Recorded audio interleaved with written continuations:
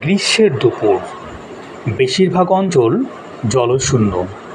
যেখানে জলের অস্তিত্ব সেখানে সবুজের সংকীর্ণ রেখা।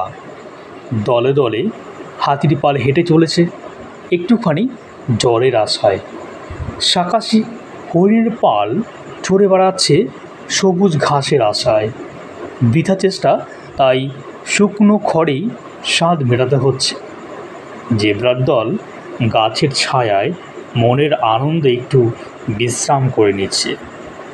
অপরদিকে 40 থেকে 45 ডিগ্রি উষ্ণতায় সিংহের দলের শিকার ধরা এক অকল্পনীয় বিষয়, কারণ জলের অভাব। তবুও না খেলে যে চলবে না, ওত পেতে বসে সুযোগের অপেক্ষায়। আস্তে আস্তে সতর্কতার সাথেই এগোতে থাকে, সুযোগ বুঝে দৌড়। শান্ত পরিবেশ যেন এক অশান্ত হয়ে উঠল। হঠাৎই জঙ্গলের সমস্ত প্রাণীদের মধ্যে নেমে এলো এক প্রাণ বাঁচানোর ব্যস্ততা। যে যেমন পারল দৌড়ে পালালো প্রাণ হাতে নিয়ে।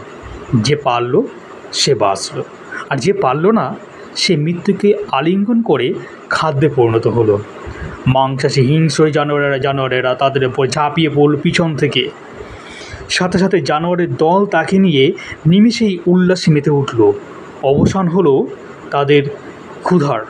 অপরদিকে জখমের যন্ত্রণায়, রক্তপাতে ধীরে ধীরে প্রাণের অস্তিত্ব নিভে যেতে থাকলো।